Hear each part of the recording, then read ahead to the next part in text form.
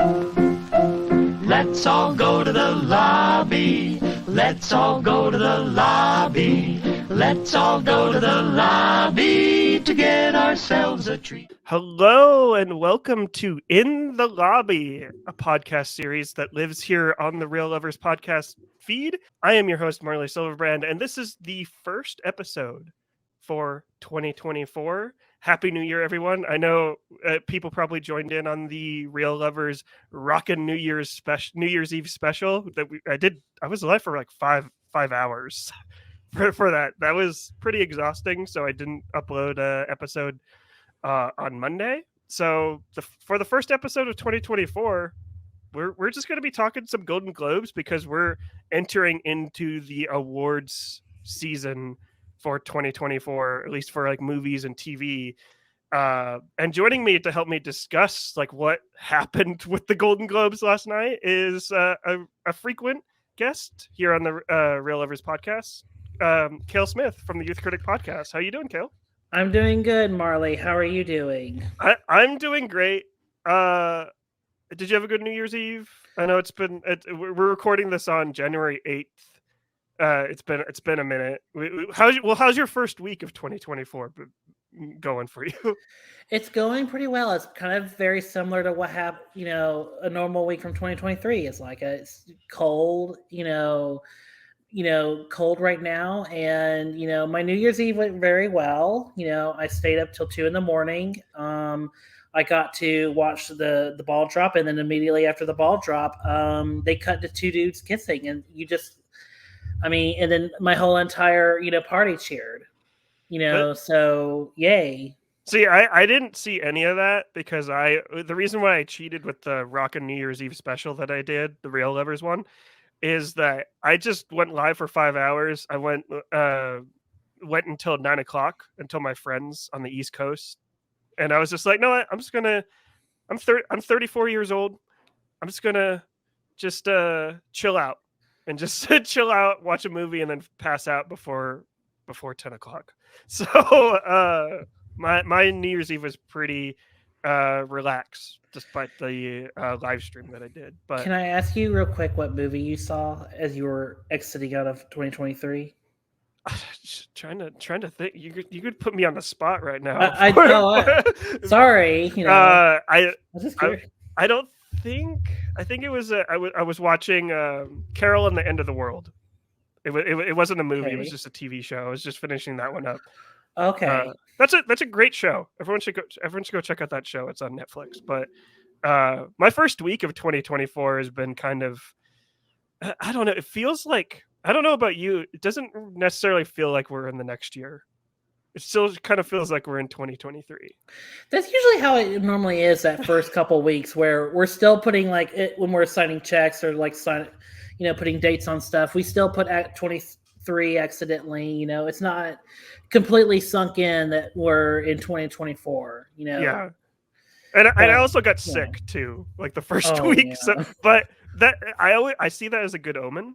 It's like I don't normally get sick, so it's like I get sick in the first week. I'm already done for the rest of the year.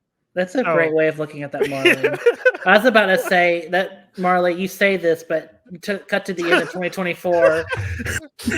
I'm just bedridden.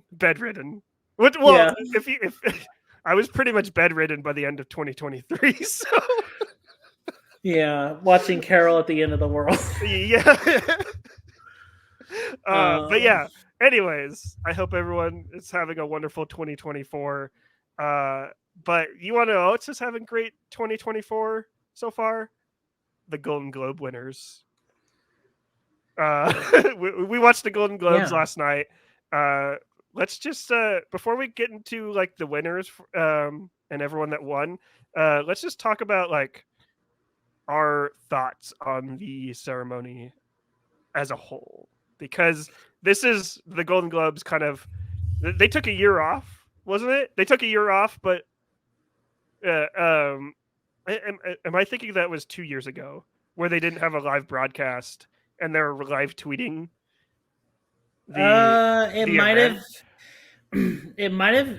Well, that might have been actually about 3 or 4 years. Yeah, 3 years ago because of the pandemic, right? Yeah, I think so. But the Hollywood Foreign Press is kind of no more. Like they basically hired a bunch of like diversity within their group, and they claim that they are a different organization what as to what they used to be.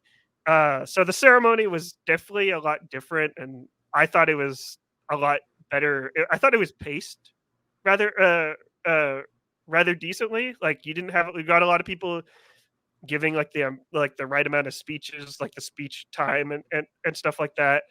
But I'm talking a lot like right here. But what do you think of like the Golden Globes as compared to I mean, so my kind of opinion on the Golden Globes is it kind of felt like they were trying.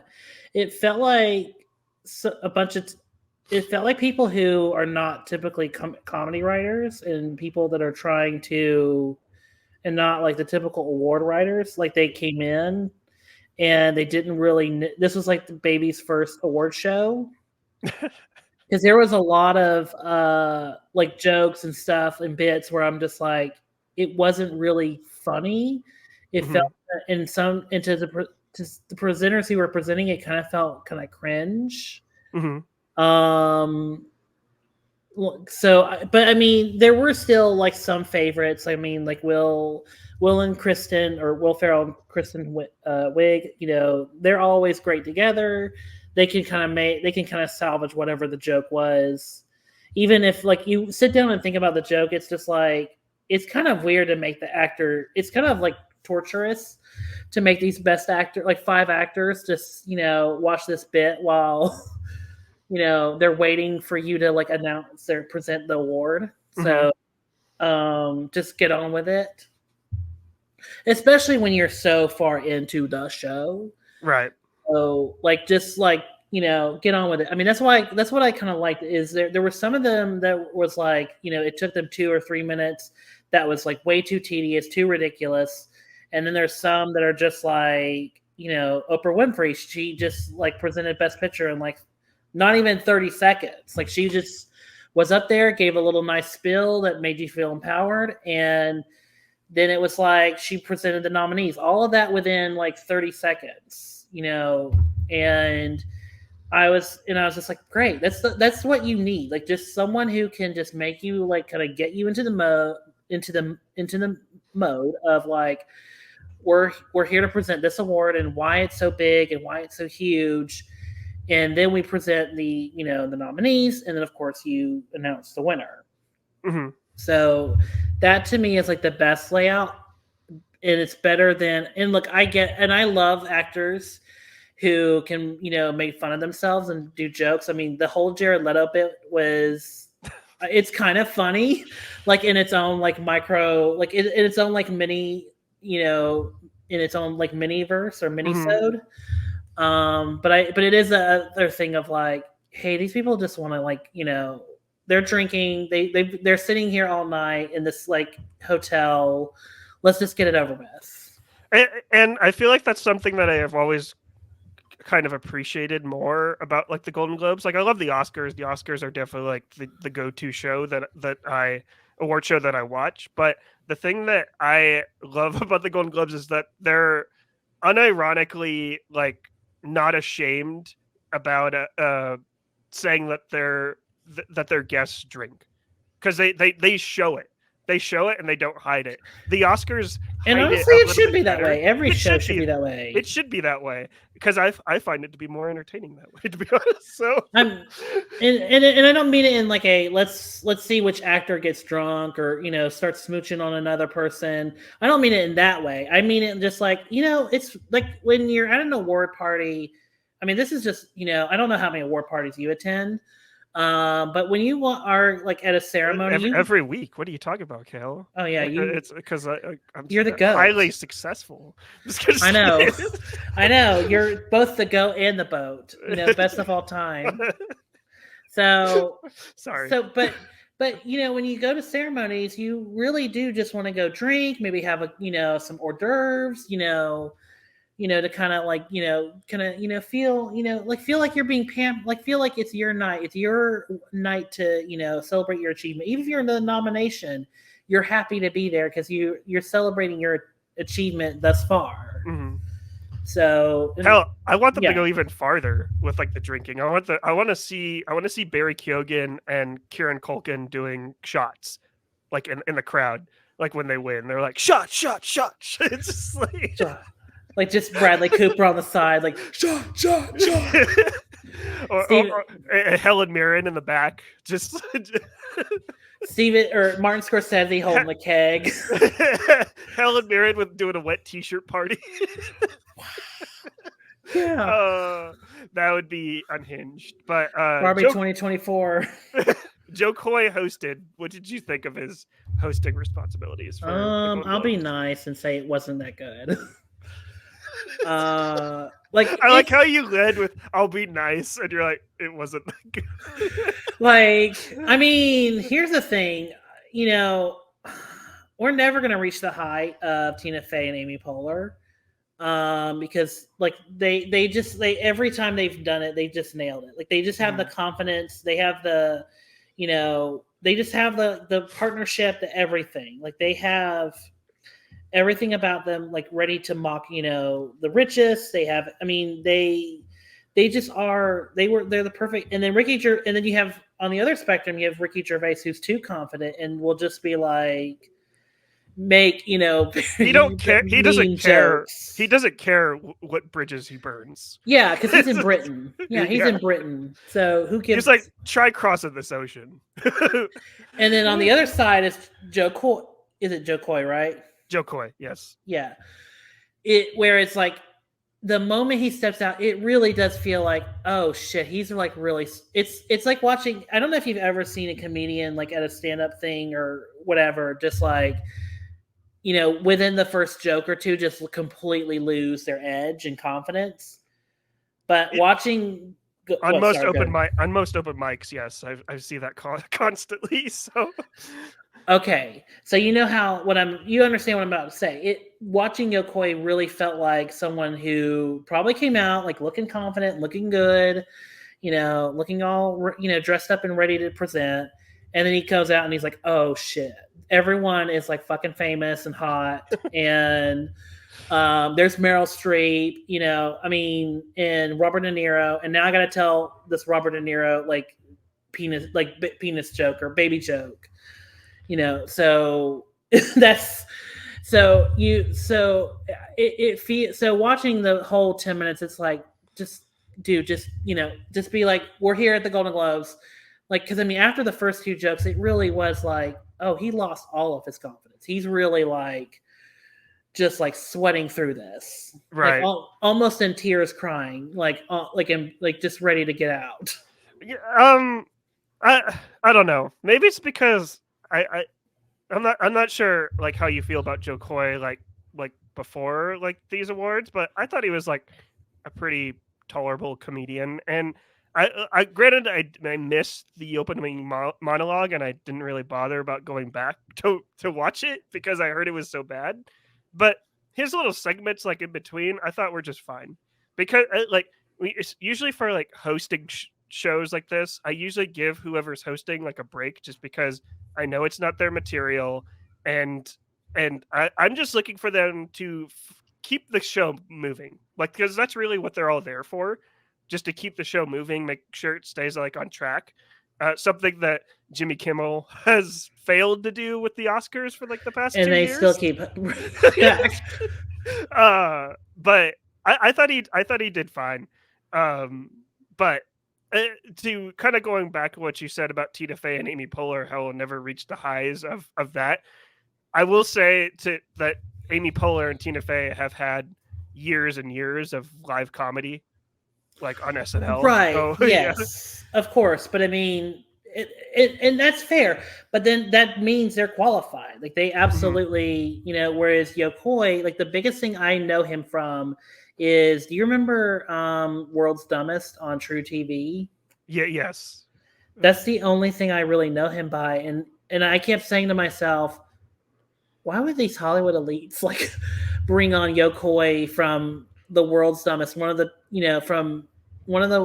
more like trashier comedy shows, Well, he starred in Easter Sunday, and he also directed and wrote it as well. And that was like the first, pretty much all Filipino cast, like Mm-hmm. main movie that released like in the dead of summer, and it did Right. relatively well. And that, like we talked about like a few minutes ago, about the Hollywood Foreign Press looking to look more diverse. So I guess this is like the executives like answer to be like, let's have this Filipino guy just tell a bunch of jokes. And yeah, Yeah, and that's great, and that's really good. And but I have to look at because he also mentioned like in the middle of the thing, like he got the job 10 days ago, and I'm like, oh, so that's why this is all.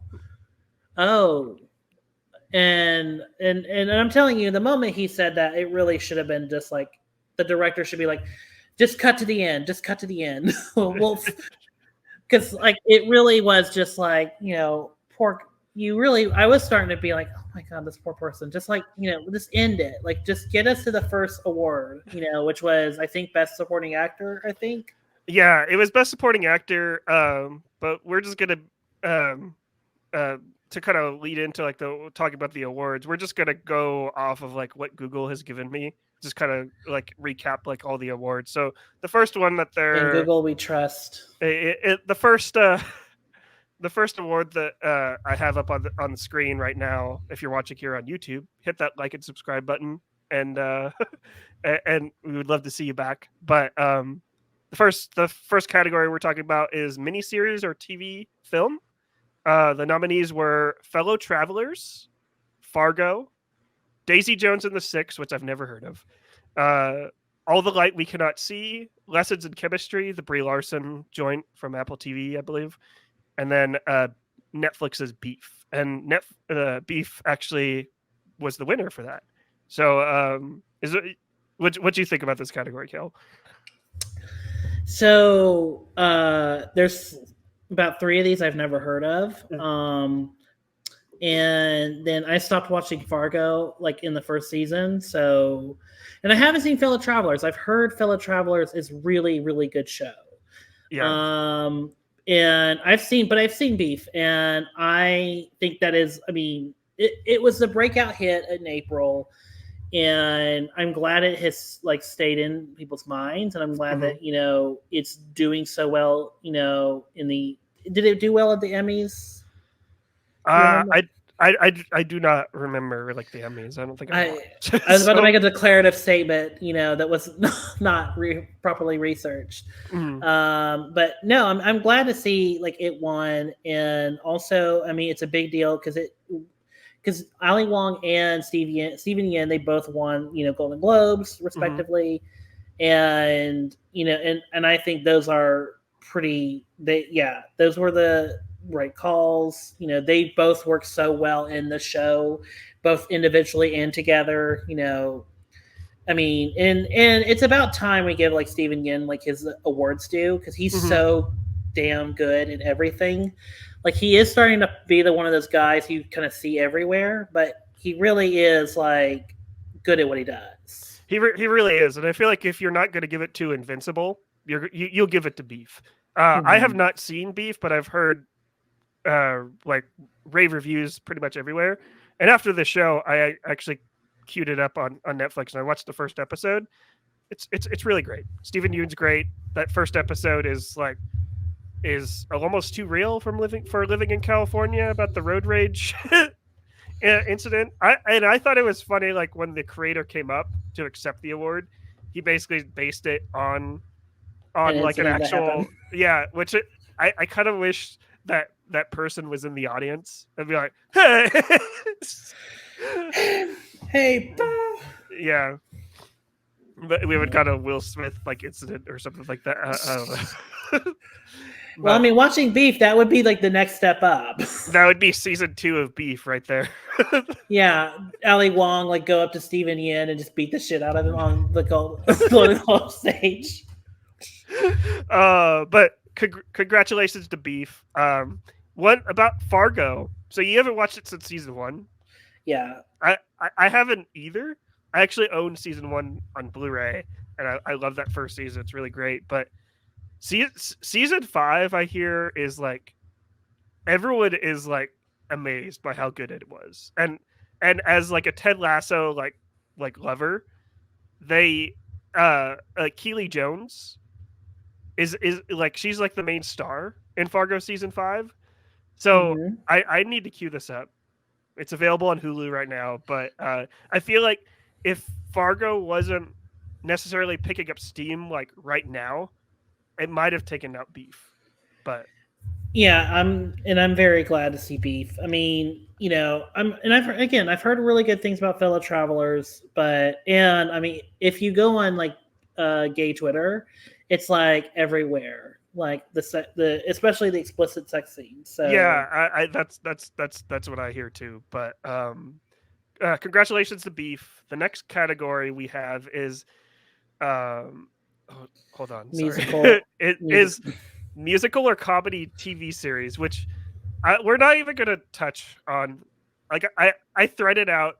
I posted on Threads like uh, I didn't know The Bear was a musical or comedy, so we're not gonna touch on that anymore. So the nominees for musical or comedy TV series were The Bear, Ted Lasso, Only Murders in the Building, Abbott Elementary, Jury Duty, which I was actually kind of surprised like to What is see. jury duty? Jury Duty is basically the Amazon Prime freebie show.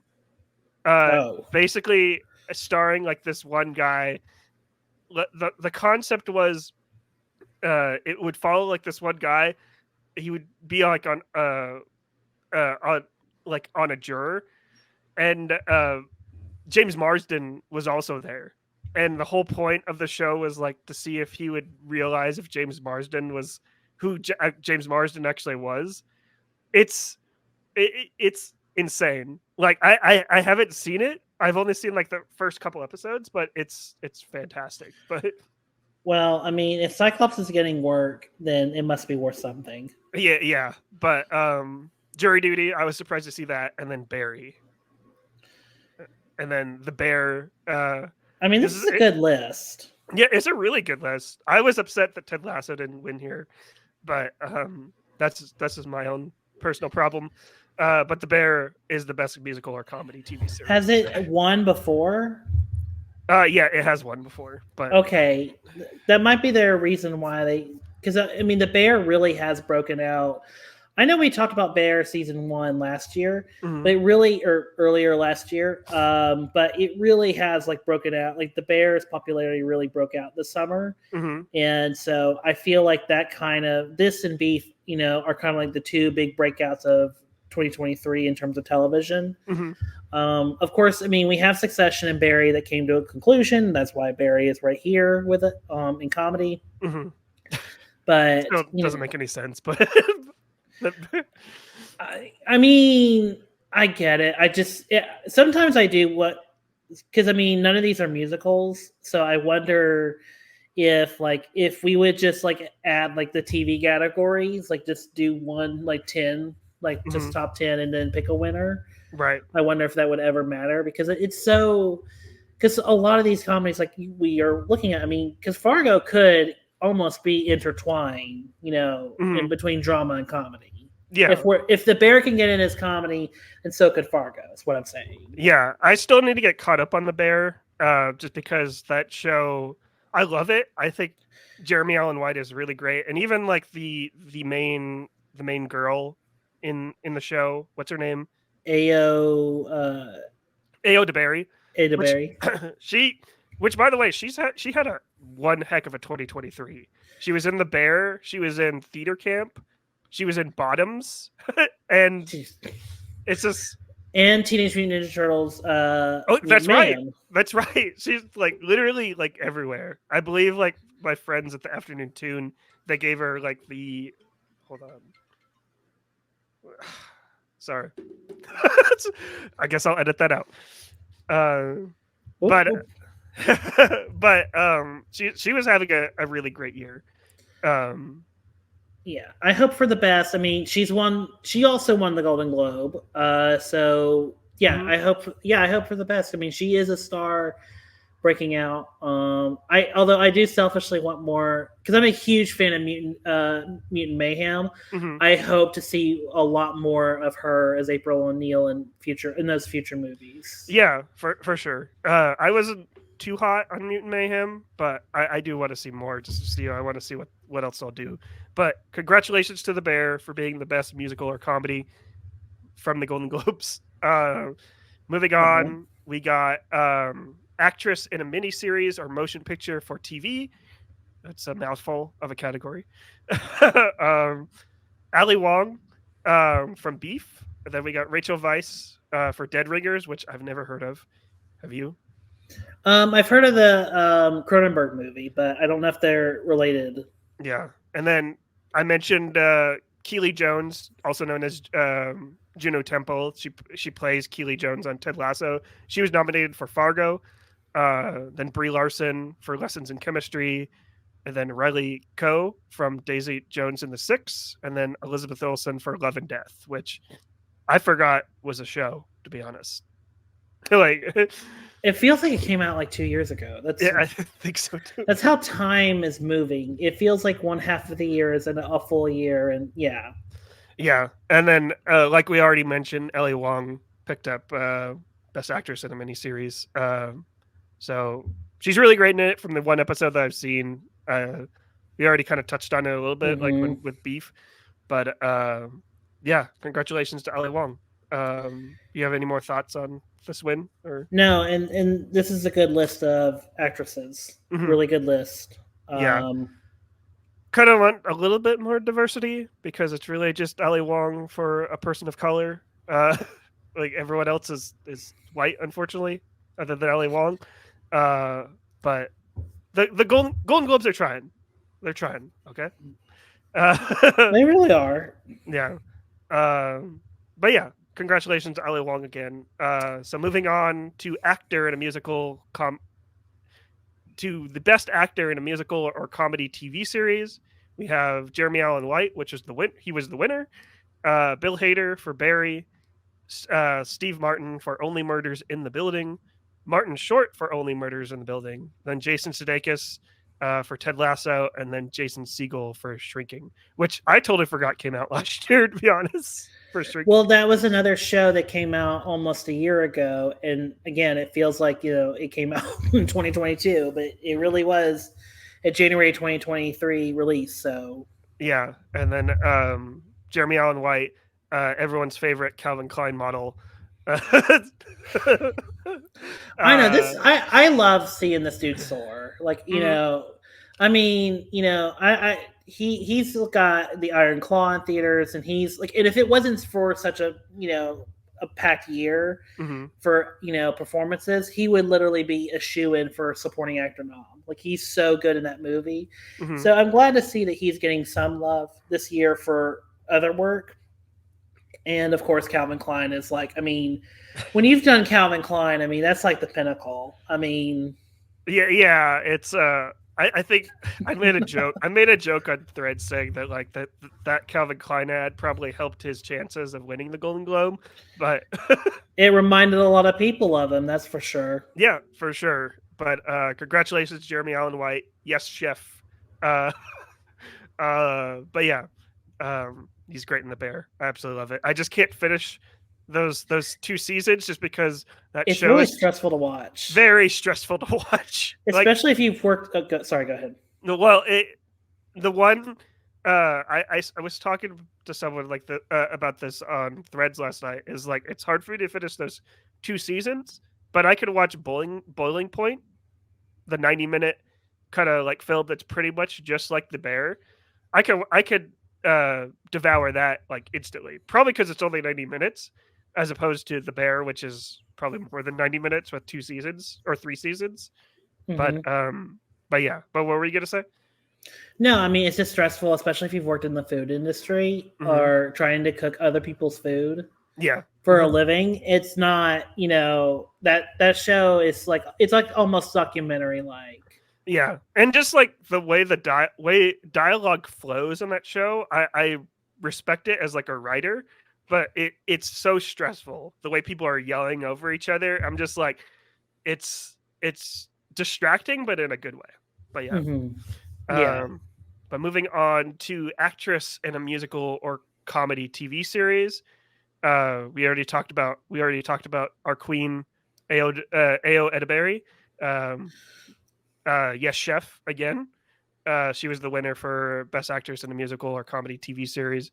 Runners up were Quinta Brunson for Abbott Elementary, Elle Fanning for The Great, which I haven't seen, Rachel Brosnahan for The Marvelous Mrs. Maisel, then Natasha Lyonne for Poker Face, and then Selena Gomez for Only Murders in the Building.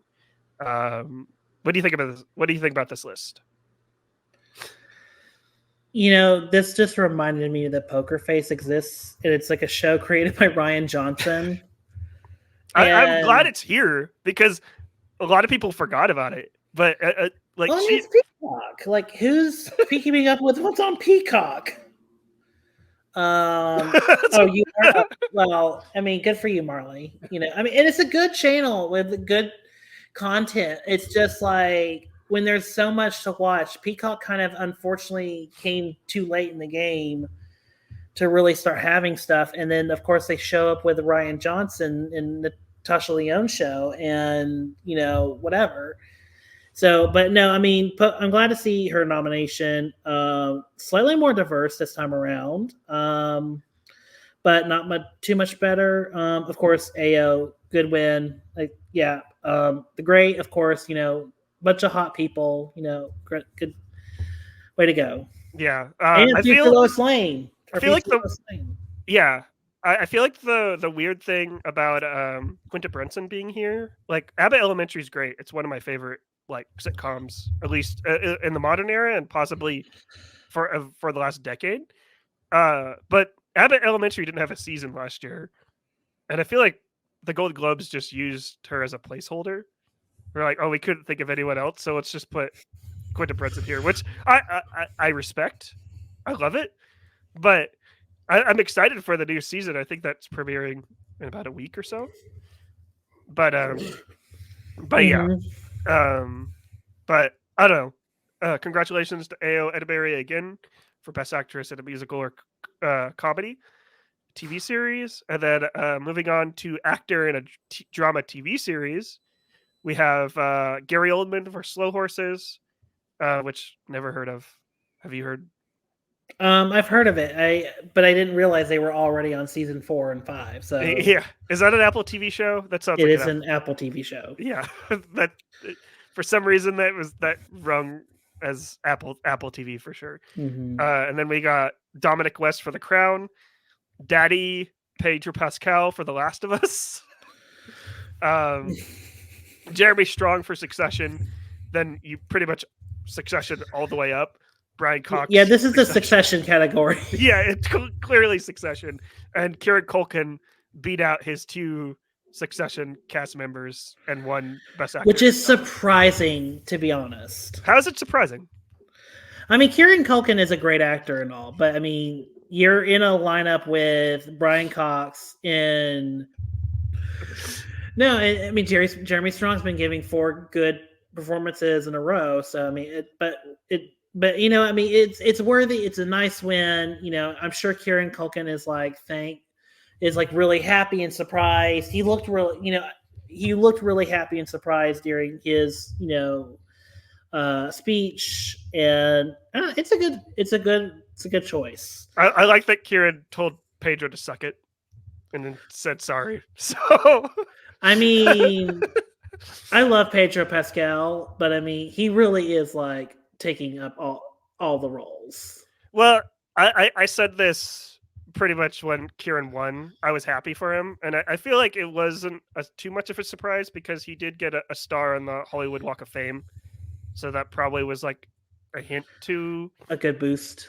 Yeah, but I feel like if Succession wasn't in their final season, Pedro would have won this hands down because his performance in The Last of Us was heartbreaking, and I am not ready because for someone that has played the Last of Us games, I am not ready for season 2 of The Last of Us and seeing everyone's reaction to what will happen in like those first couple episodes. Oh God, it's gonna be. I'm just gonna leave social media at that point for those 2 episodes. 2025 is going to be a good year for television because we got the end of Stranger Things, we got Last of Us season 2. It's gonna be a year. Yeah, thank God for the end of Stranger Things, but that's just me. But Of course, yeah. But moving on, we got Best Actress in a Drama TV Series. We got Kara Russell with The Diplomat, Imelda Staunton for The Crown. Why is she here? Because my mom loves that show. That's why. Emma Stone with The Curse. So she's nominated twice for movies and TV. So Emma Stone, get your bag. I know. And then Bella Ramsey for The Last of Us. Helen Mirren for 1923, which why? Well, we have to have Helen Mirren show up for a wet t-shirt contest. Yeah, that's right. Got to have like my pitch in there somewhere. And then it was between this or nominate her for her performance in Fast X. So but it's Fast 10 is not TV. It's not movies. It's not a movie either. It is a fever dream. It's a fever dream. Movie. It's a fever dream. It's a third of a movie. It's a quarter of a movie. But yeah. Anyways, Sarah Snook. Hopefully I said that right. That's right. She was the winner for another Succession win. Is this justified for someone that has not seen Succession? So. Yes. Especially in the last episode, No spoilers. Yeah, I won't spoil it, but it's like, the last episode, and the whole last season. But it's a good, and also this is the last time Succession will be nominated for any of these, so it's a good time to like clean out. Yeah, and kind of like what I said about Pedro Pascal, I feel like if Succession wasn't nominated at all, then it would have gone to Bella Ramsey, because Bella Ramsey, like, she, like, or Emma Stone. Yeah, Emma Stone. I love seeing her here for The Curse, but I'm watching The Curse currently right now, and I have to take like a 30-minute break between episodes. There's so much that happens in that show, and like it's wild. It's very cringe. But it's Nathan Fielder. What do you expect? Yeah, what do you expect? And then moving on to Best Actor in a Miniseries or Motion Picture for TV. Another mouthful from the Golden Globes. Let's shorten. I'm gonna go a little rant right here. If the Golden Globes are trying to like rebrand themselves, let's shorten the categories. Why can't we just go Best Actor in a Motion Picture for TV? Because I don't know. Just shorten it. Are there any TV movies out has there been TV movies out? Like, what is a TV, like what's a TV movie now? Like just do actor in a miniseries. Yeah, true. I think that's probably a better way to do it.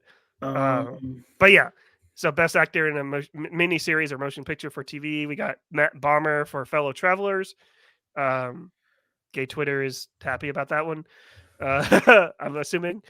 Woody Harrelson for The White House Plumbers. Never heard of it. Then John Hamm for Fargo. David Oyelowo for Lawman Bass Reeves. A show that doesn't exist. I don't know what's going on with that one. And then a show that exists. Okay. Then Sam Claflin for Daisy Jones and the Six, which I've never heard of. And then we talked about him already. Our king, Stephen Yeun, wins for Best Actor in a Miniseries for Beef. We already talked about it. We loved it. Any more final thoughts on Stephen Yeun? Can't wait for Thunderbolts. He's not in Thunderbolts anymore. Wait, what? I'm kidding. Wait, what? He was the only thing I was looking forward to. Never mind. I'm good. He dodged that bullet. He dodged that Marvel bullet. Oh my god. Yeah, and the project he's replacing it with is so much better. I mean, it's a Lee Isaac Chung movie written by Eric Roth. Yeah, we are winning in 2024. Yeah, like, Lee Isaac Chung is the one that did Minari, right? Yes, and he did the best episode of Mandalorian season 3. He also directed a Twister sequel, and that's coming out in 2024. Which, when I found that out, I was like, that instantly shot to the top of my most anticipated. Yeah, because who knows what that could be? You know, because I mean, because it's like, you know, could it be like a kind of a moody piece, like Oppenheimer? Like, is it going to be kind of something like, you know, a Jordan Peele movie? Like, you know, there's so many questions around it. Like, I'm so happy that Universal is kind of taking the chance on that one. Yeah, and Universal is the studio to take a chance on a lot of things. But congratulations to Stephen Yeun again. Well, they had that Fast and Furious money. What Fast and Furious money? Creatively bankrupt franchise. And then moving on to female actor in a supporting role on television, we got Abby Elliott for The Bear, Hannah Waddingham for Ted Lasso, which I was pulling for, obviously. Meryl Streep for Only Murders in the Building, showing up again. J. Smith Cameron for Succession, Christina Ricci for Yellow Jackets, and then the winner was Elizabeth Debicki for The Crown, which is this your pick, Kale? For someone that has not seen The Crown, or have you seen? I've not seen The Crown. It's a show that my mother watches. Yeah, is she great in it? From what you see, when I'm passing by. Yeah. I don't have enough to. She's a great actress, Elizabeth Debicki, and she really is great in everything she is. So I mean, I'll give it the benefit of the doubt. Yeah, it breaks my heart. Hannah Waddingham, season 3 of Ted Lasso, she was really great at the end of that season. I know a lot of people didn't like season 3 because it kind of left a lot of things open-ended, but she crushed pretty much that entire series, and especially season 3.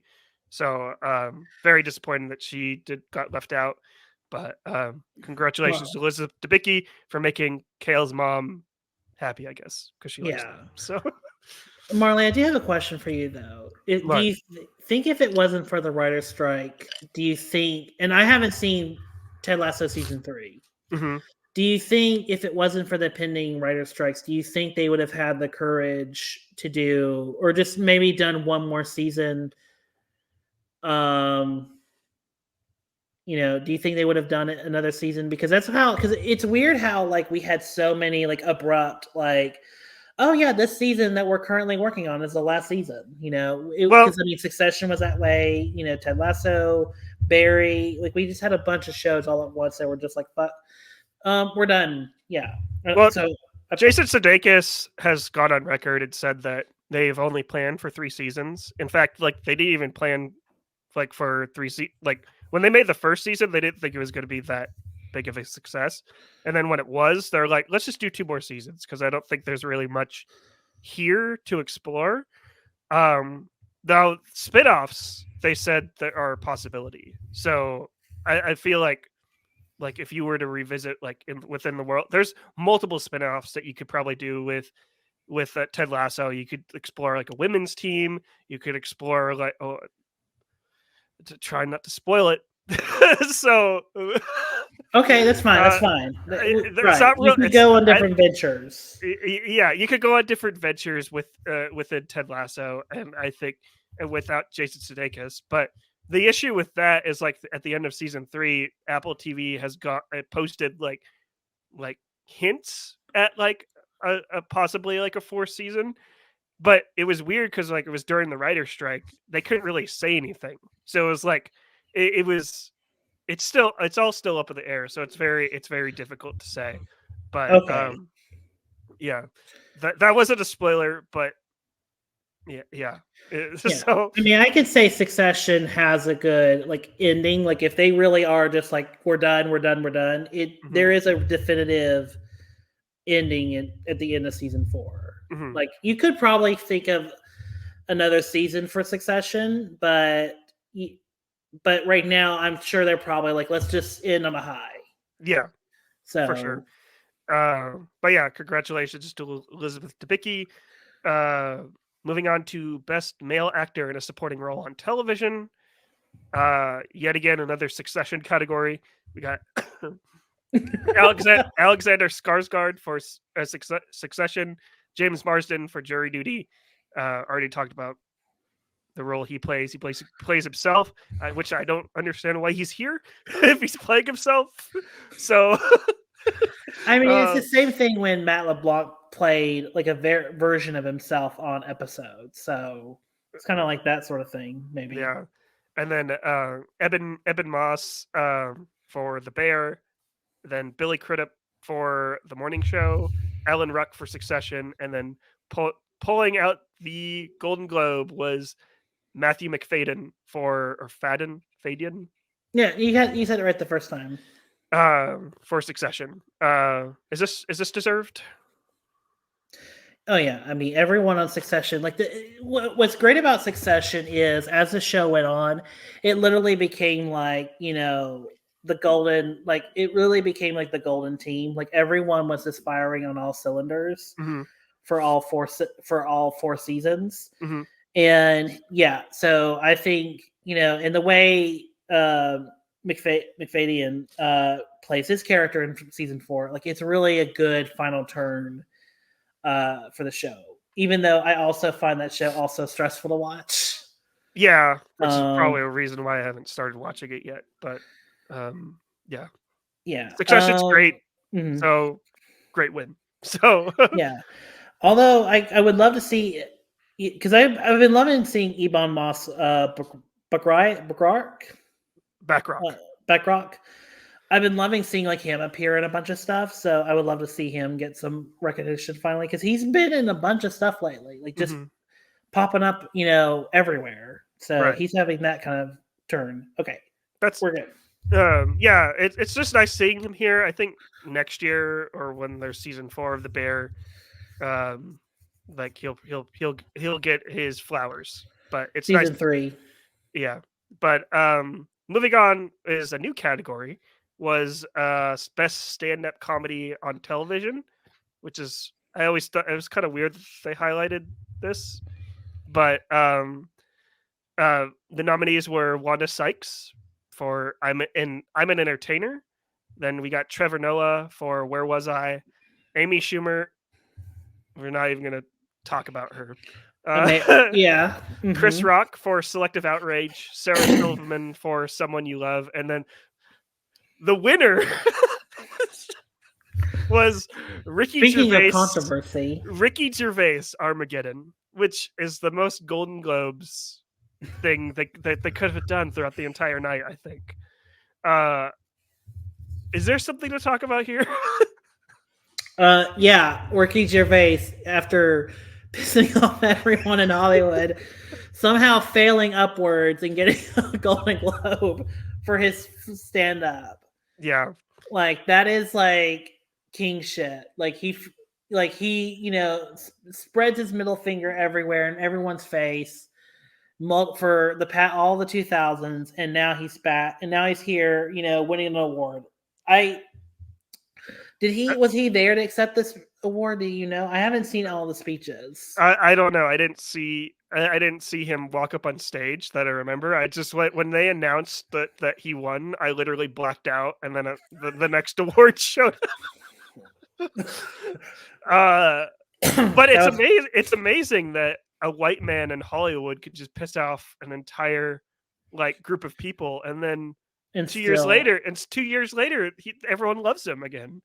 Kind of wish that would work on if he wasn't white, but anyways. Well, it also helps he's British. We love British people. Yeah, for sure. Which I was just upset just because I really liked that Trevor Noah special.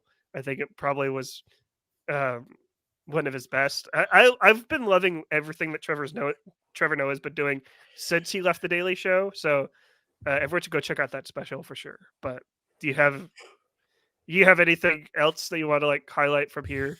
Did you see any stand-up comedy in 2023? No, I haven't seen any of these, so I was completely flabbergasted when Ricky Gervais won. Yeah, we're not going to talk about Amy Schumer. So, but moving on to Best Animated Feature Film for the Golden Globes. We're kind of into the film category now. This is where it gets a little controversial.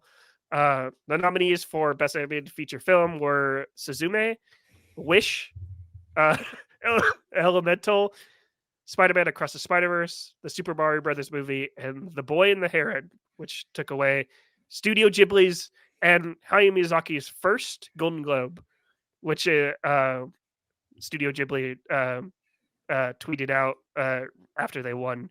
But is this deserving? I heard a lot of people were upset that Across the Spider-Verse didn't get it, but they won it last time, so yeah. As someone that was a huge fan of The Boy and the Heron, I think this is the award that I almost did a backflip, like when they won. I mean, yeah, and I mean they bent over backwards to include Wish, which I still haven't seen, and I probably will never see. Yeah, that was one where they could have just done 5. Yeah, we could have or thrown Nimona. Like, where's Nimona here? Oh yeah, that too. Yeah, like we nominate all of Disney's bullshit movies, and well, I say that, but I mean, Elemental's not that bad. But yeah, Elemental's is worthy here. Elemental's not that bad, but we still nominate Wish over Nimona. Like, what the? Yeah. Like, exactly. What in the world are we doing? What are we doing here, people? Exactly. Like, Wish is like a nothing movie. You literally just bent over backwards just to appease Disney for no reason. For that Disney check. They're trying to get that Disney money. But good grief. But yeah, Boy and the Heron, totally deserved. I love this. Hayao Miyazaki, maybe it's his last film. I don't know. We'll see. I mean, it's alleged that he's already like making drawings for like a whole other project. So we'll see. Yeah, I feel like Hayao Miyazaki is basically the Steven Soderbergh of animation. He says, "Oh, I'm done. I'm retiring," and then you'll see a web series coming out where he's animating an entire web series. So I'm like, well, yeah. I mean, that's the thing about people retiring. That's why I'm very curious to see if Quentin Tarantino does retire, because like most people that have retired or claim they've retired, they're still like 50s and 60s. Like they normally just try a different medium and then kind of and then like get the one script that goes, okay, I'll come back for just this one thing, So, but congratulations to The Boy and the Heron again for Best Animated Feature Film. Moving on to Best Original Score. The one and only winner on this list that I'm seeing. So we got Robbie Robertson for Killers of the Flower Moon, which that really isn't a score. There's no score. I mean, rest in peace. Rest in peace, Robbie Robertson. Great artist, but it's not really a score. Yeah. Then Joe Hisaishi for The Boy and the Heron, which I was surprised to see. That's a really great score.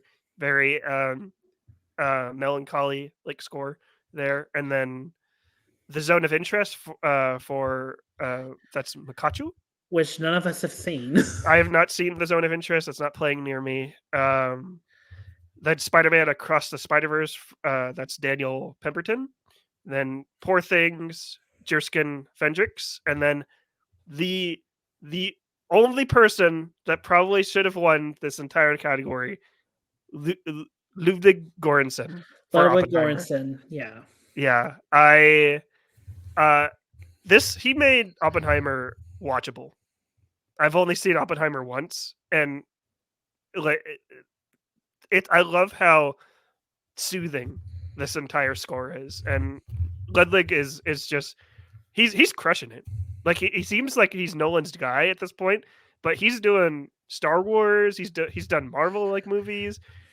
He's done a lot of the music supervision for Community, one of my favorite sitcoms of all time.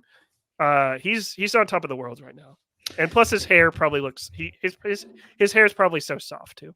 So.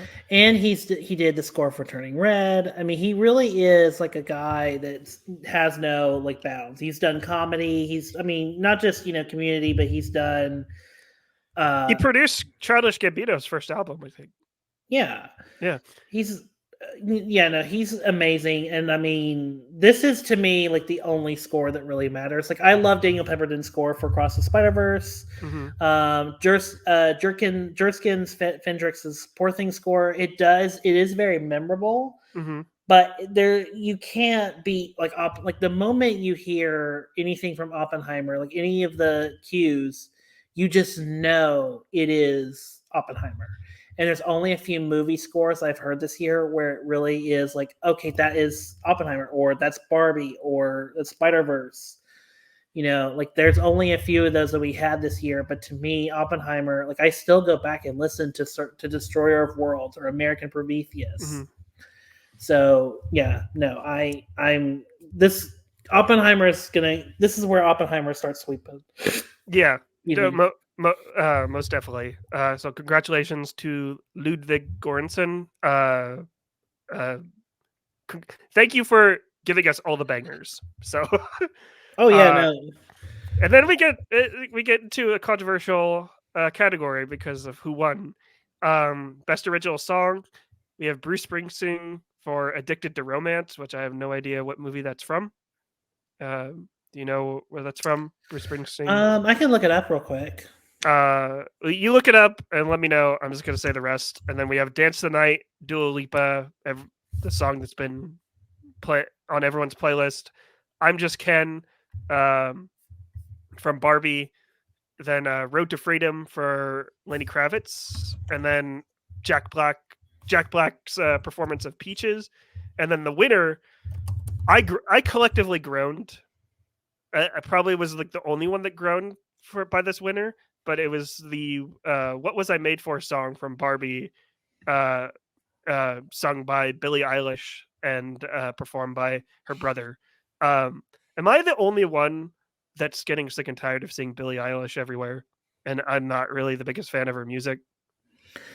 I mean, I don't see her that much. I'm not in the pop music world. But to me, and I love Dance the Night. I love I'm Just Ken. I think those are all bangers. By the way, Addicted to Romance is from the Peter Dinklage movie, She Came to Me. Okay. I'd never heard of it. Yeah. I'm moving on.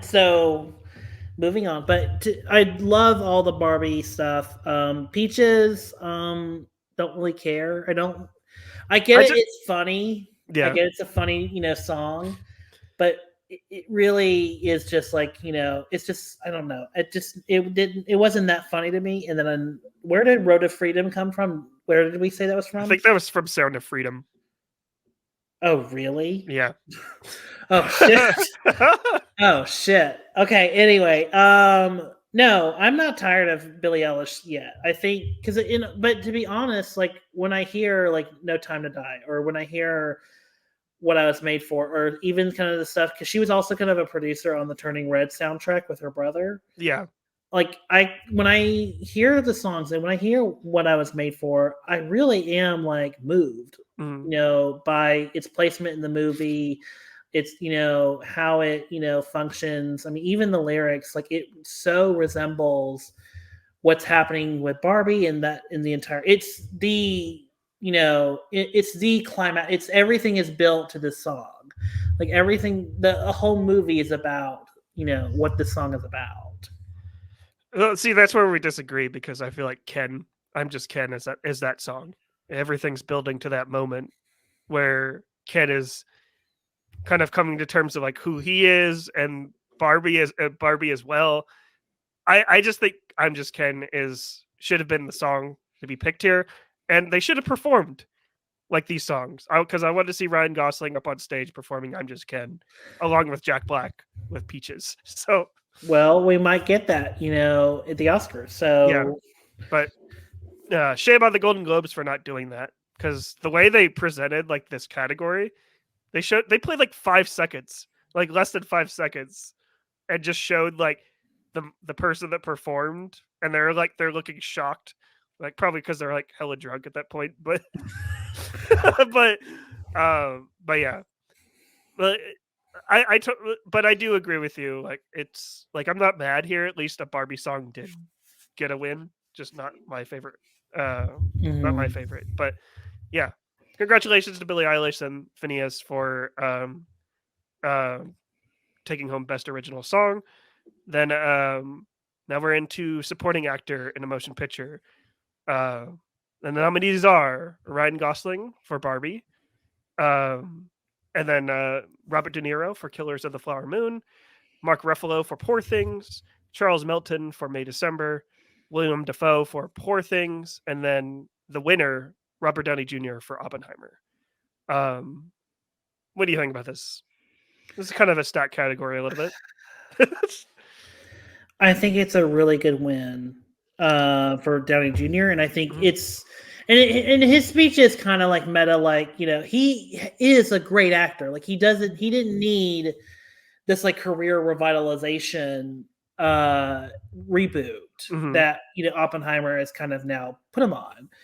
He didn't need it, but I mean, it is weird that he's like like he's so good. Like people were like, "Good God, Robert Downey Jr. is amazing." What the like? It's weird that people had that reaction. Like, yeah, no, Robert Downey Jr. has been amazing. He just got stuck in those Marvel movies. Yep. So I'm glad to see him do well. And this is a really good list. Although I would love to have seen like Charles Melton win, just because I think his performance as it evolves in May December, like it really is like it's so chilling, like given the subject matter, and it's so like and it's so like it hits the right tone. But I mean, this is a great list. I mean, I've seen all these movies, and like, I mean, Robert De Niro. I think it's probably my least favorite. Like, it's a good performance, but he doesn't need to be here. I don't think. I mean, his presence in the movie is like the award itself. Yeah. If that makes any sense. Yeah, it doesn't really make sense, but I'll go with you. I'll go with you on that one. I mean, like what he brings, like it should be its own award on itself, because he really elevates what that character is. Okay. So, yeah, I guess I'm just not a fan of Killers of the Flower Moon, but that's just me. And that's fair. Yeah.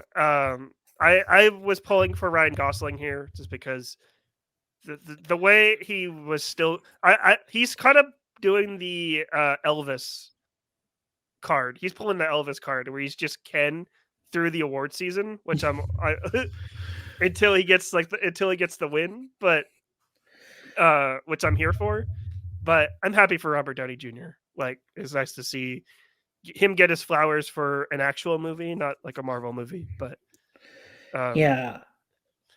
Well, and also Ryan Gosling, real quick. He's been actually in the Ken mode in the Fall Guy trailers. Oh yeah, totally. So it's gone even further than the Austin Butler thing. It's just like he just hasn't switched off being Ken.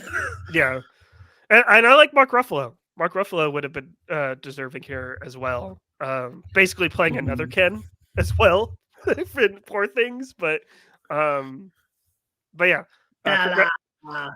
Congratulations to Robert Downey Jr. again. You closed your Marvel portal. Now you can be an actor again. So I mean, he didn't really have to have this resurgence, but I mean, good for him. Yeah, he really is a good actor. Yeah, he is. He's really great. Everyone should go see Kiss Kiss Bang Bang. Like, that's a solid Robert Downey Jr. movie. But next is supporting actress in a motion picture. We have Rosamund Pike for Saltburn, which a lot of people just didn't like that Saltburn got love at the Golden Globes. I don't know why. Well, when a movie features, when a movie features the C word, it really is like, it really does stir people up. Yeah, for sure. Then Julianne Moore for May December, which I still haven't seen. Danielle Brooks for The Color Purple. Jodie Foster for Naiad, which I hear that she's really bad in. I don't know why she's here. Emily Blunt for Oppenheimer, and then Davine Joy Randolph for The Holdovers was the winner. So the person who's going to sweep the entire race. I still have not seen The Holdovers yet. With this win, I am very excited to see The Holdovers now. But this is deserved? Oh yeah, this is like the clear. Like, I mean, it's such a clear winner in the way that. I mean, I'm trying to think of more recent examples, but I mean, I'll come back to it, but this is like what in watching the movie, you're like, no, this is an Oscar-winning performance. Like watching, because it really is such a good supporting turn, and what she does with that character is so, like it has like the most naturalistic arc I've seen for a supporting actress all year. Well, it's Alexander Payne. Alexander Payne, like for someone that hasn't seen The Holdovers, but I've seen Alexander Payne's other work. He does that a lot for his characters, and I'm very excited to see like what Davine like did like in that movie. I'll probably watch it like before the Oscars. I just didn't get around to it. And this is a mostly shockingly bad list. Like I like Danielle Brooks, Julianne Moore. I mean, and Emily Blunt, is playing the wife drunk character. Mm-hmm. But I mean, it really is just like there's no competition here. It's going to be divine all the way. I like Rosamund Pike, but I did think that I think it's nice seeing her here because Saltburn Love. I was a big fan of that movie, even though everyone hates it. Well, and like she should have won for Gone Girl like 10 years ago. Yeah, for sure. But congratulations to Davine Joy Randolph for her supporting actress win for The Holdovers. Moving on to the next category, Best Actress in a Drama Motion Picture. We got Sandra Oller. Is it Holler? Sandra Holler for Anatomy of a Fall. Annette Bening for Naiad. Greta Lee for Past Lives. Kaylee Spaney for Priscilla.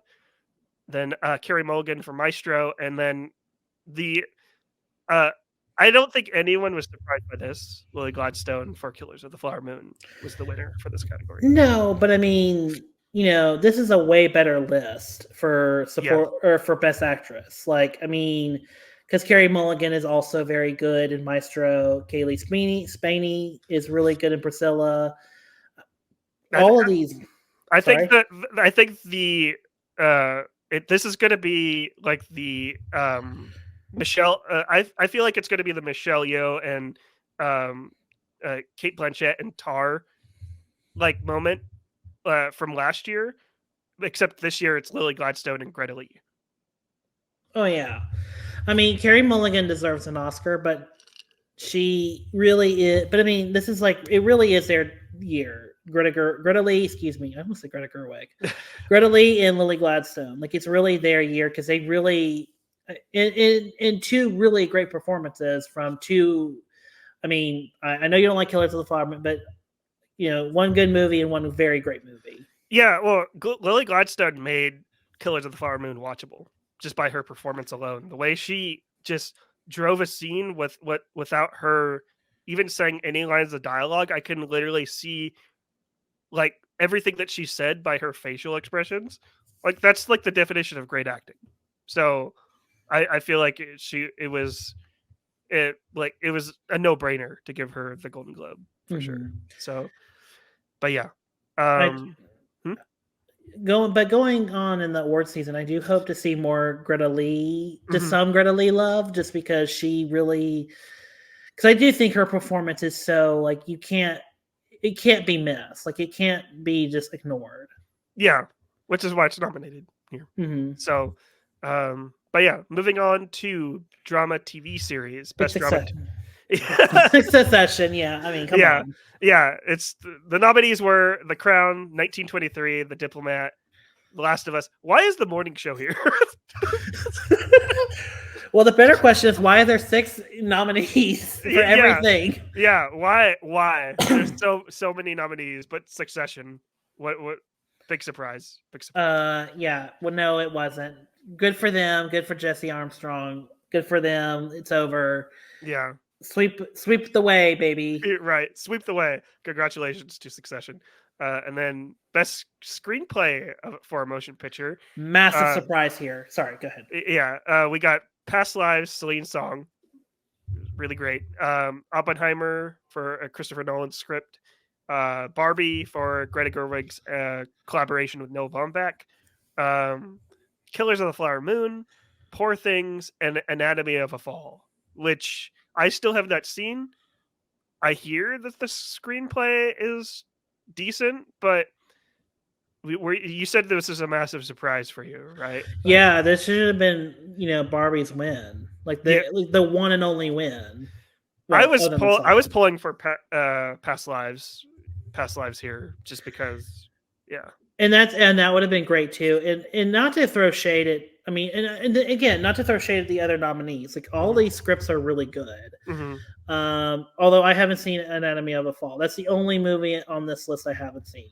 Mm-hmm. But looking at all these nominations and the other, it's like it's so surprising that no love for Celine Song or no love for Greta, because I think those are the 2 scripts to where you would give it to them because they're so, especially because they like the movie has to work on those scripts. Like you can't, like Oppenheimer can kind of get away with like not, I don't want to say bad script, but like it can get away with like a functioning script just because of Nolan's because of the A team they have behind it. And that's kind of how I feel about Killers of the Flower Moon. It's functional, and Poor Things. It just, I mean, it's Tony McNamara.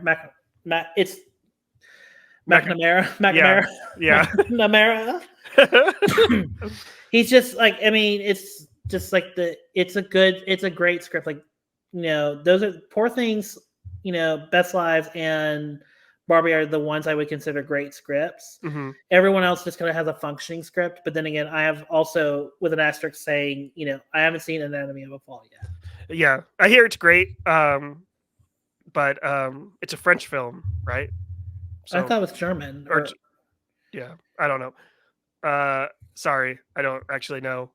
Sorry. It'll probably tell us up on the list. So yeah, but congratulations to Anatomy of a Fall. For best screenplay, then best foreign language film. Never mind. I thought it would tell us which country it was from, but never mind. Yeah, best foreign language film. We got Fallen Leaves, Society of the Snow, which literally just premiered on Netflix like 2 days ago.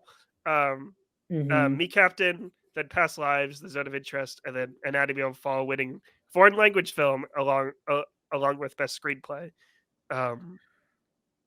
We just talked about Anatomy of a Fall. Like, we haven't seen it. Yeah, we haven't seen it. So we're assuming that it's good. We're taking the Golden Globes word for it.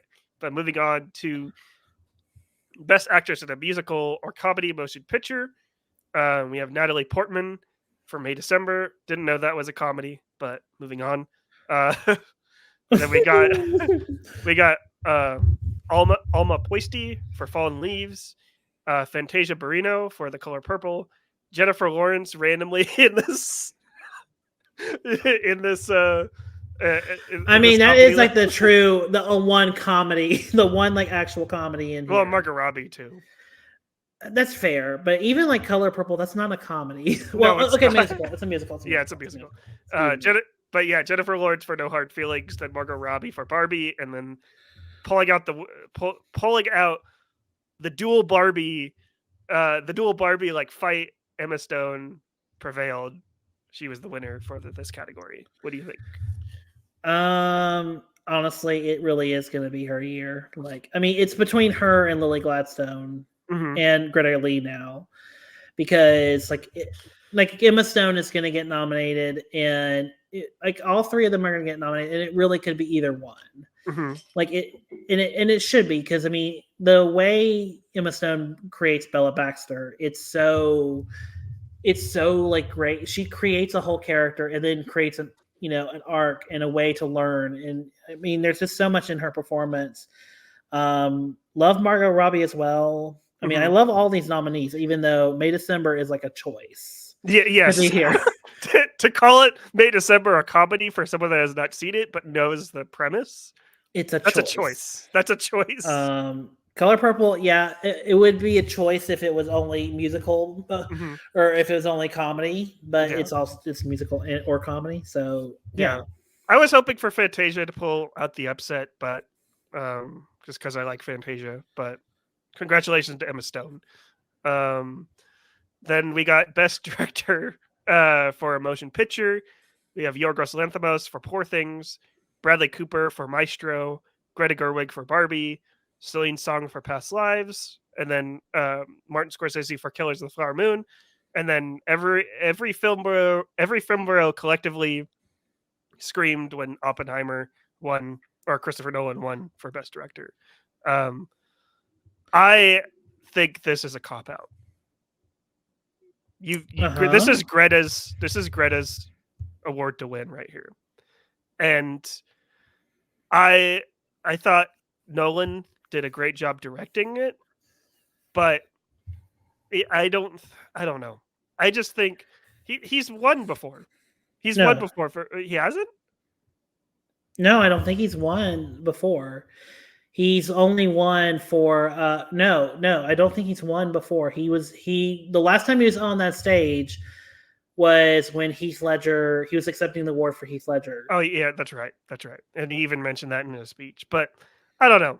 I feel like for a movie, Barbie being like $1 billion success and bringing people back like to the theaters, I feel like you give it to Greta Gerwig just because of what she actually did for like movies as a whole. Christopher Nolan just made a depressing movie about a man that did the atomic bomb. Well, speak for yourself, but but no, I mean, but you can say the same thing about Oppenheimer as well. I mean, both Greta Gerwig and Nolan are responsible for the biggest cultural thing that happened movie-wise this year. Well, Oppenheimer needed Barbie more than Barbie needed Oppenheimer, and that's fair. But I'm just saying, like, you can't underestimate like the two, their collision, their kind of dyad in this weird pop cultural thing, happening. And so they both brought people back to the movies. I mean, and then even better, Nolan released a movie on film and, on IMAX film, and every IMAX film presentation was sold out for a whole month. So I think, but I mean, this is not, about box office. It's not, quantifying quality, but the way I see it is, I mean, you could have given it to any of these six and it would have been great, I believe. Cause I mean, Maestro probably won't be on my top 10. Neither will Poor Things or Killers of the Flower Moon, but all of the movies here are so well directed. Yeah. That, I mean, you could interchange like, any of them for Best Director and it still come out like, oh yeah, that was a great, decision. So, and it's fair to call it a cop-out, but in the end, I mean, Nolan has been like at it. He's been like the top, you say film bro, but he's been like the top tier filmmaker. So he's been kind of our version of a Stanley Kubrick or a Steven Spielberg for our generation, and so to see him finally make a movie that just like crosses all quadrants of prestige, of like your dads can watch it, everyone can watch it, and it's 3 hours long. It's R-rated. I think the achievement really is, but then again, you can say the same thing about Barbie, because Barbie you could take your kids to, grandma can see it, I mean, like I don't know. I just feel like both Gerwig and Nolan are just like they're on top of their game, and there's a reason why they're here, and we're still talking about their movies, even though their movies came out 6 months ago. Yeah. Okay, you've convinced me slightly. I just, for some reason, I'm just like, if if the Golden Globes wants to switch things up, just nominate like more people of color for Best Director, and also just give women like a chance like to win for this award. But congratulations to Nolan for directing a 3-hour movie about the creation of the atomic bomb that killed millions of Japanese Hundreds people. of thousands of people. Yeah. Well, I mean, you're the fallout millions of people. Yeah. Yeah. But yeah, congratulations, Nolan, for getting your Best Director win. Then we got musical or comedy and motion picture. Barbie. Nominees are Barbie, American Fiction, which I was glad to see here, to be honest. The Holdovers, which I still haven't seen. Air, randomly. Like what? I mean, it is a comedy. I mean, you can make an argument for it being funny. Yeah. May December. We already. Yeah. What are we doing here? And then Poor Things was the winner for Best Musical or Comedy Motion Picture. Good choice. Although I would have given it to The Holdovers. Really? Yeah. Okay. I know it's the most white people movie ever, but it is like such a great movie. Like that is like the perfect. That movie's going to be a classic, like a holiday classic. Yeah, I'm excited to see it because I love Alexander Payne. I believe it's streaming right now on Peacock, but I would have given it to American Fiction just because I literally just saw it. So I would have loved to see that. You're building up American Fiction for me. You're building it up for me to, and I'm gonna have to go see it now. So yeah, well, definitely go see it. Everyone listening should go see it as well. Finish this episode first, and then go see it. So, exactly. But yeah, and then moving on to Best Drama Motion Picture, we have Maestro, Past Lives, Zone of Interest, Killers of the Flower Moon, Anatomy of a Fall, and then Oppenheimer was the winner here. Big surprise. Yeah, not. I mean, this list, looking at it, not really. I would have loved to see Past Lives. Oh, of course. I would have loved to have seen Past Lives as well. But, I'm just not surprised. I mean, it's a populist choice. Mm-hmm. And I mean, it's great to have Emma, because it was really Emma Thomas. Emma Thomas, she was the one that gave the speech, and she really, gave the really good speech, and even mentioned PAs. Like she thanked the PAs. So, right. I mean, just I don't know. I really like. I really, I'm happy for the movie. It is weird. And they even mentioned it is odd. They greenlit, 3-hour R-rated movie about the atomic bomb, but that included people just talking around the table. Yeah, it made $1 million too. God, yeah, and I'm happy with this. It's fine. Yeah, Bradley Cooper can sit there and just be like, "What?" With his fake nose. Bradley Cooper can just just sit there and be like, I spent 5 years making this fucking movie, and no one said a damn word about it. Like, dude, you spent 5 years making a fucking Leonard Bernstein movie. What do you want? And the big thing that people took out of it was your fucking nose, which is already fucking huge. But yeah, sorry, I had to go on. Congratulations to Oppenheimer again. Even though it's not my favorite film, but moving on to the populace's favorite film. I hate this category. We all should. But this category is trash, but the cinematic and box office achievement, which is yet again another long title. But the nominees were Spider-Man Across the Spider-Verse, Taylor Swift the Eras tour. Just trying to get the Swifties to watch the Golden Globes. And get her there so they can, film her, just looking waving. around. Yeah, with Travis Kelce. Guardians of the Galaxy Volume 3, John Wick Chapter 4, Mission Impossible Dead Reckoning, the Super Mario Brothers movie, Oppenheimer, and then Barbie took home. Like, I feel like this is going to be the case because I believe the Oscars has the same category this year. I think this is going to be the award that Barbie's going to get, which is very unfortunate because there's so many other things for people to honor like Barbie for. Like this is, and also it's like we don't really. The whole point of like award shows is that you're highlighting like movies that are highlighting portions of movies that people don't normally see, and you're appreciating them. People know like what Barbie did. Like it's the first female directed film to make over $1 billion, and we don't need to honor that. People know about that, but that's just me. That's just my opinion there. What do you think about this win for Barbie and the category as a whole?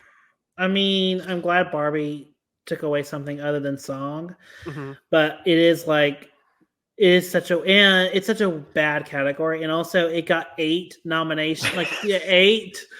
Like, what are we doing here? Right? What are we doing? And even one of them was a bomb. Right? Well, yeah. Mission Impossible: Dead Reckoning was like number 9 on the top 10 movies. It bombed based on like how big that budget was. Yeah, I mean, it technically did make its money back, but through like insurance and whatnot. But it's one of those. But I wouldn't quantify it a success. They just wanted Tom Cruise to show up. Yeah, it seems like right. And yeah, I'm glad that. I'm glad that these movies did get nominated, but it is for like a doorbell. It's for a door prize award. Right.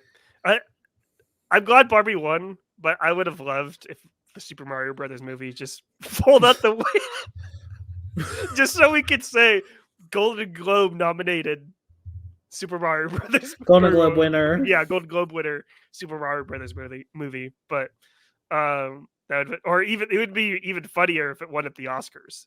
The Super, because it was the fastest to $1 billion, right? For in the post-pandemic world, yeah, I think so. That's a success. But dumb category. Congratulations to Barbie for winning this dumb category. You're better than this category. Hey, so. At least they didn't nominate Fast X. Well, that's a bomb. The biggest box office bomb in cinematic history. Doesn't exist. And then what's the last? What do we got? Then the final categories were Best Actor in a Musical or Comedy Film. We have Joaquin Phoenix for Beau is Afraid, which not a comedy, but moving on. Matt Damon for Air. Why is he here? Nicolas Cage for Dream Scenario. Jeffrey Wright for American Fiction. Timothy Chalamet for Wonka. And then Paul Giamatti won for The Holdovers. Yeah. Good choice. Oh yeah. The best choice. The thing that I loved about like this win, I love Paul Giamatti, but after the award show, someone filmed a TikTok of him at In-N-Out Burger, just in his tux.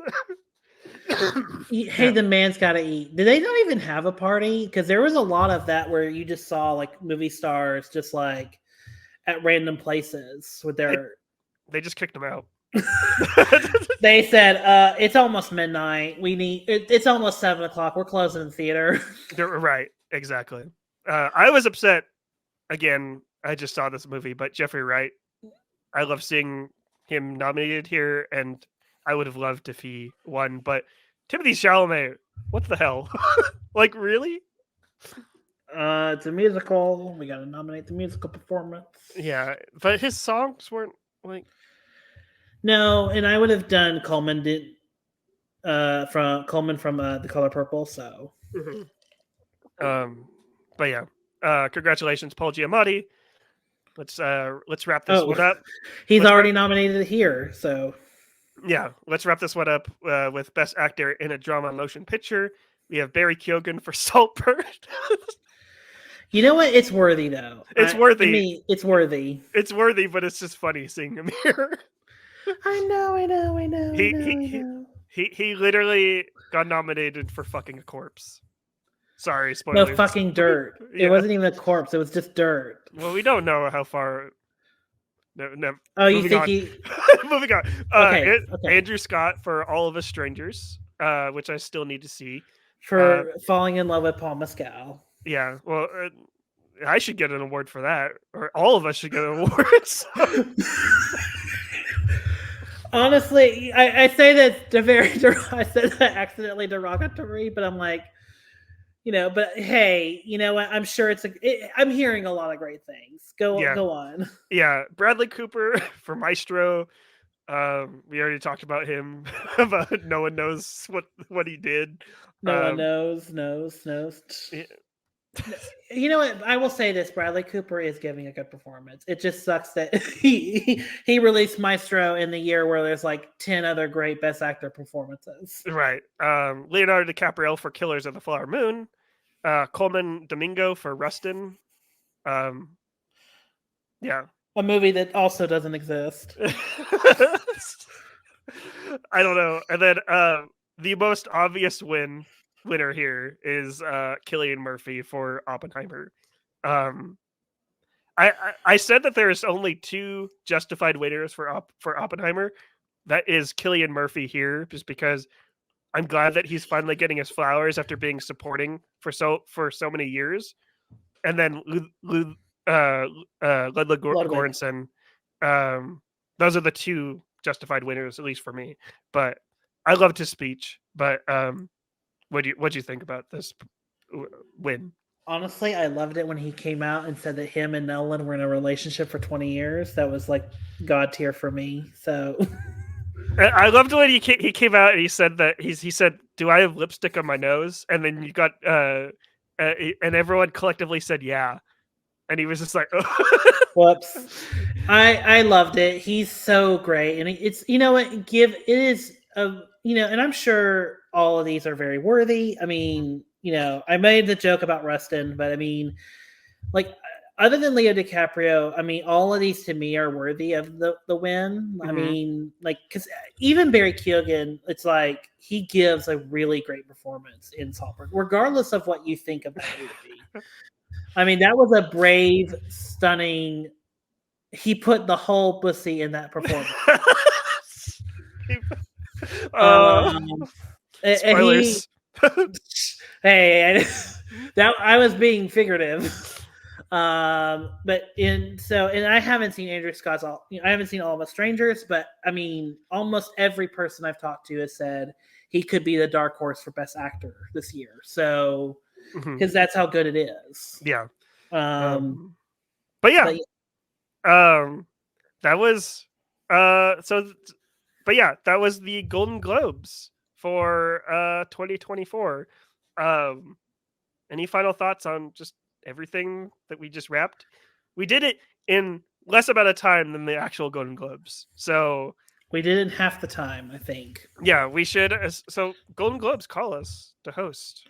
So yeah, we won't even leave you don't even have to rent out a movie theater. We'll just do it here. Yeah, we'll do it on Zoom. We'll just do it on YouTube. Yeah. Because we will. And I mean, we'll have everyone just show up. I mean, because there was that one Golden Globes where everyone just was at their home, I think, right? Well, that was the one where I mentioned at the beginning of this podcast, where I think it was the one where they didn't have a broadcasting partner, and then I loved it just because like halfway through the awards, someone on their marketing team basically said, we probably should announce like who won these awards, right? And their Twitter account basically was on fire. Like I was like on pins and needles finding out who was going to win. It's because I don't think the people tweeting didn't watch any of the movies, because that was the year when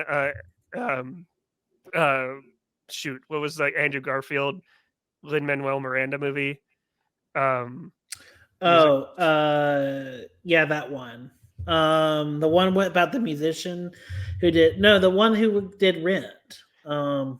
Yeah, I don't know. I don't know the name, but I know what you're talking about. Yeah, but I don't know. It's just the way they were tweeting. It was like it was like some poor intern that got like the Golden Globes login, and they were just tweeting just random stuff about like these movies that didn't have anything to do with what was going on. But Golden Globes 2024, I figured it was pretty successful, right? I mean, other than the Joe Coy of it all, but other than that, I think it's a good, okay show. Like, I mean, we'll see how all the other award shows. We got SAG and BAFTA, and then we end in the Oscars. Is it February this year or first week of March? I think it's first week of March. The nominees get announced in about 2 weeks. So, okay, all right. Well, but yeah, I'll be anticipating, and I guess we'll do it again. We'll talk about the nominees when they're announced. Yeah, for sure. Maybe we'll do a live. Maybe we'll do a live for that. I normally do a live every single year where I get up at 5 a.m. and like with everyone else and just just react to the nominees. But Kale, it's been a pleasure talking about all these winners with you as always. But where could the good people find you online? You can find me on Twitter at Movie Kale. That's where you'll get all the information and updates on all my podcasts. I say podcasts in plural because I do two. I do the Youth Critic podcast where I talk about current releases, new movies, much like, May, December, Oppenheimer, all that kind of stuff. And then I do every Wednesday from the top, the Ultimate Filmmakers Retrospective, which is where we cover filmmakers' filmographies. We talk about how their films have kind of been personalized, and what happened in those years of making those movies, that kind of sort of thing. And right now we're on season 2. We just finished season 1 with Michael Mann, but we've started already. And actually Marley is on the George Lucas season. Or on season 2, and we're currently I just spoiled the shit. We're currently doing the George Lucas season, so we're covering all the way from THX 1138 to the prequels, and then we're going to go forward a little bit because there's only 6 movies in Lucas's filmography. We're going to cover the sequel trilogy as well, as a way of discussing his legacy and what happened with the Disney deal and whatnot. So please stay tuned for the next 10 weeks for that. And also you can follow me on Twitter or on Threads at kale.smith90. And yeah, thanks everyone. I'm sure Marley will probably have links to my show in the description below, maybe. No. I'm not gonna have any links at all. Just kidding. I'm gonna have all the links in the description box, down below. Definitely go listen to those 2 podcasts. Kale is doing really great work at the Youth Critic and From the Top. But you can follow me everywhere on social media with the username Marley Loves Film. I'm on Threads, YouTube, pretty much anywhere where you could post about anything except for Twitter. You could follow me with the username at Marley Loves Film. You can follow this podcast on Twitter with the username Real Lovers Pod, as well as on Instagram. And then subscribe to this channel here on YouTube as well. Give us a like and subscribe.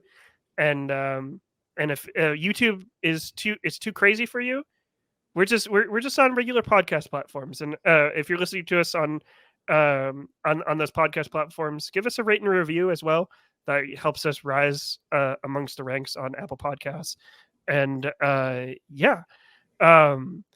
this week here on the Real Lovers Podcast, we got The Truman Show releasing on Friday, and then Wednesday we are doing a live. We're doing a best of 2023 podcast where we're basically just doing one top 10, and we're ranking Tyrone from the Circle Club and Megan from Megan's World best of movies. We're just collaborating on a top 10 together, so that's going to be real fun. So be on the lookout for that on Wednesday at 6:00 p.m. Pacific Standard Time, and then the Truman Show that I recorded with DJ back in 2023 because the writer strike was going on.